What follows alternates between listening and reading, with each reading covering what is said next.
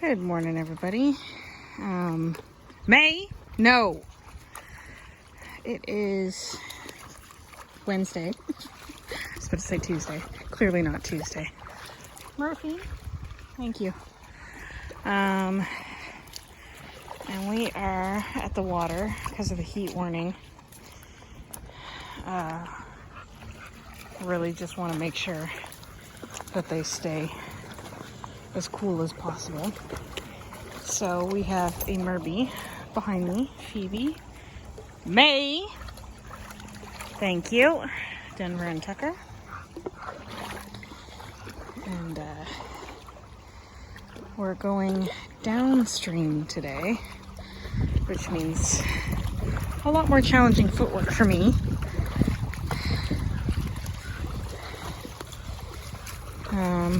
One way is almost like it's cut out of the stone, so there's a lot of flat places for me to go. This is mostly all just stone. So, yeah, this is our plan for today. Murphy, go. So this week I had a lot of topics to choose from. Oh, cool. I don't know if you guys can see that, but there was a cormorant. Good boy, Tuck. We've already seen some kingfishers and herons and ducks, which May very much wanted to go chase.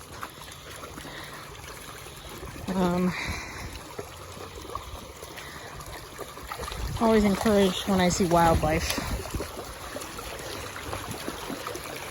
Some years you don't really see anything at all.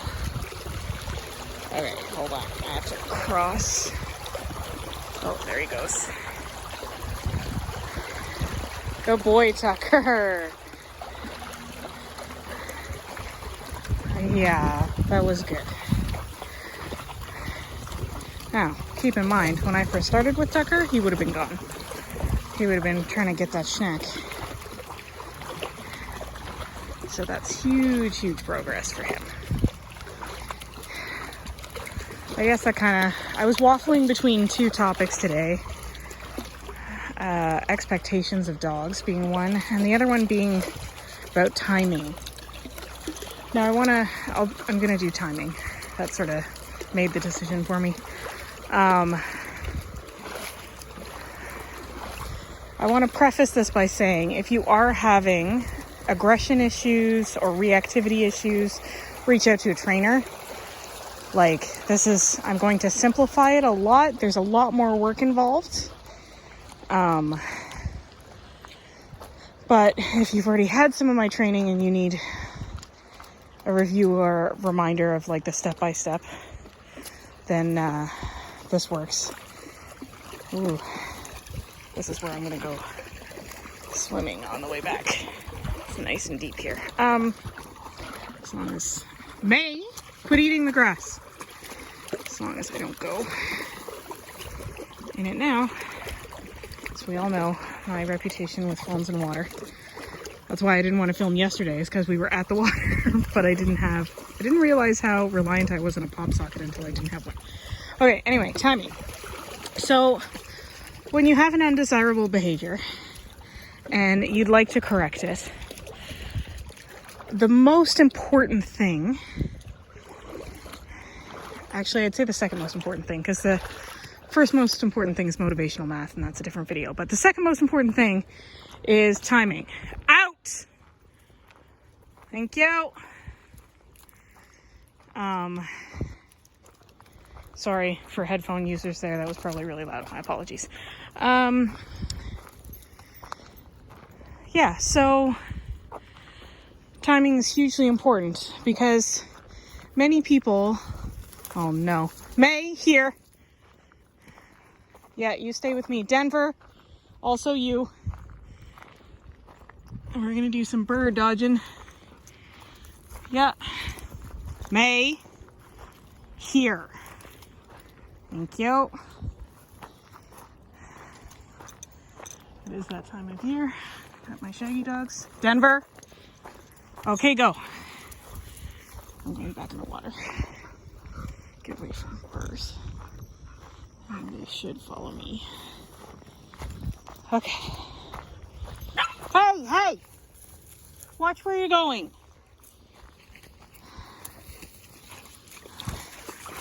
Okay. For those of you wondering, that was a May and a Phoebe. May stepped on her. So many people will apply a punisher as the dog is doing the behavior.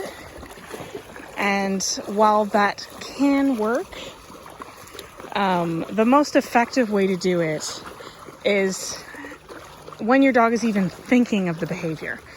So in that case, like Prey Drive, for example, I spent a lot of time watching Tucker, and as he was loading, so that means as he was making those decisions that would send him after the animal, that is when I would apply a corrector. So I'd recall him,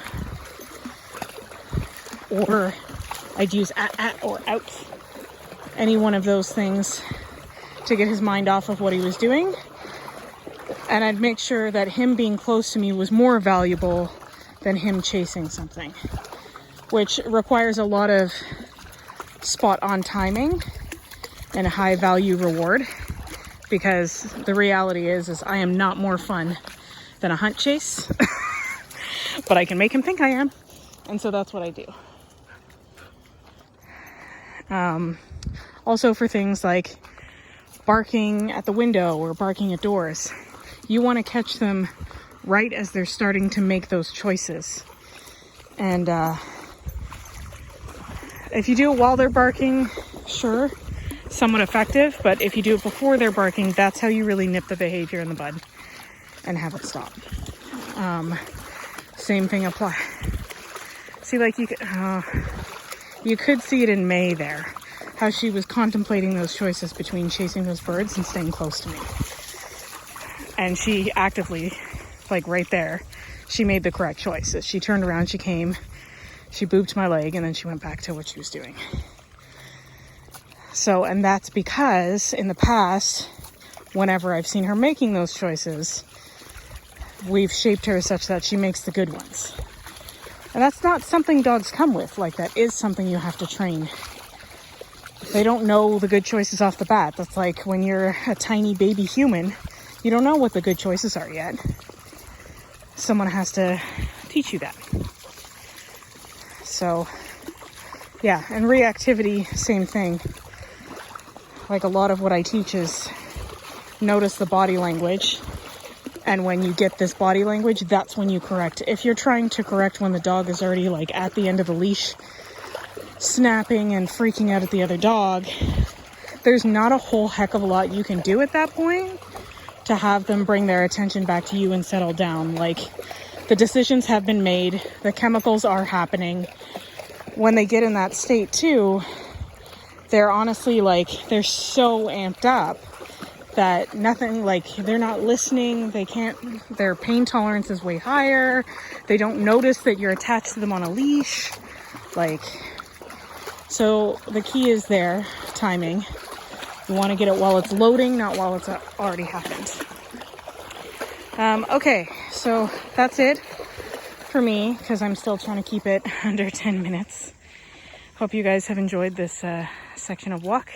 We're actually just going to go to that bend and then turn around. And then I'm going to go in the water. And that's going to be our day. So hope you guys are having as much fun as your dogs are. If you have any questions about this or any other video, you know what to do. Otherwise, we'll talk to you soon. Cheers.